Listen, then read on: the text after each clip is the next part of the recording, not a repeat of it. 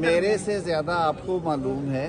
میرے خیال میں تو ابھی تک کوئی ایسے آثار مجھے نظر نہیں آ رہے. اور دیکھیے آئینی ترمیم جب بھی آئے گی پہلے جو ہمارے حلیف ہیں پارلیمنٹ میں ان سے مشاورت ہوگی, ان کی اس میں رہنمائی بھی ہوگی اور اس پہ ان کی مثبت جو ہے وہ جب بھی ان کی طرف سے سگنل آئے گا اس کے بغیر ممکن نہیں ہے. میں تو اس حد تک قائل ہوں کہ ہم ایک کولیشن گورنمنٹ میں بیٹھے ہوئے ہیں. ہم تو عام قانون سازی جو ہے وہ مشاورت کے بغیر نہیں کرتے اور اکٹھے کرتے ہیں. تو آئینی ترمیم کیسے ہو سکتی ہے؟ سارے سٹیک ہولڈرز بیٹھے, کچھ ایشوز ایسے ہیں جو حل طلب ہیں اور اس کے لیے کنسنسس کی ضرورت ہے.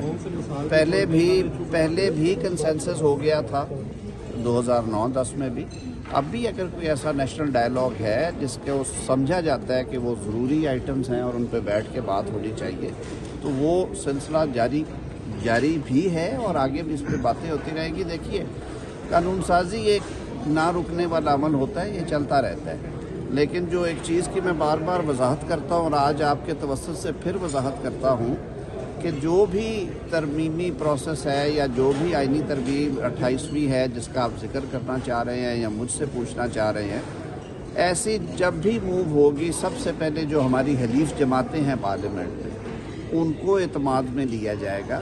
ان کے ساتھ بیٹھ کے جن امور پہ مشاورت کے بعد اتفاق رائے ہو جائے گا ان پہ آئینی ترمیم ہو سکتی ہے, لیکن اتفاق رائے کے بغیر یہ نہیں ہوگا. اور انشاءاللہ العزیز سر یہ بتا دیں کہ کون سی امور ہے جن پر اتفاق رائے ہونا چاہیے, کون سی چیزیں جو سمجھتا کہ آنی چاہیے ترمیم میں؟ خط و خال کیا ہے؟ دیکھیے خط و خال تو تب ہوں جب کوئی ڈرافٹ بنایا جائے. ابھی تو کچھ ایشوز ہیں جو وفاق کو چلانے کے لیے درپیش ہیں کئی سالوں سے, اور کوئی بھی سر مثال کے طور پہ سر دیکھیں مثال کے طور سب سے بڑا پاپولیشن کا ایک بوم شیل ہے آپ کا, اور آپ نے جو فارمولا دیا ہے نیشنل فائنانس کمیشن میں اس میں پاپولیشن مین فیکٹر ہے جس کی بنیاد پہ وسائل کی تقسیم ہے.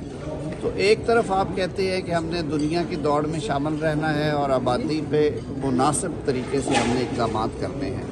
اسی طرح کئی مطالبات ہیں, ریجنل مطالبے ہیں, سرائکی صوبے کا بات ہوتی ہے, ہزارہ کے صوبے کی بات ہوتی ہے. ہمارے جو متحدہ قومی موومنٹ کے ساتھی ہیں وہ کہتے ہیں کہ جو مقامی حکومتیں انہیں مضبوط کیا جائے, اور اس کے لیے انہوں نے ترمیم لائے تھے جو وزیر اعظم صاحب نے ہمیں ہدایت کی کہ اس پہ اتفاق رائے جو ہے وہ کروایا جائے. اور ایشوز بھی ہیں اسی طرح کے.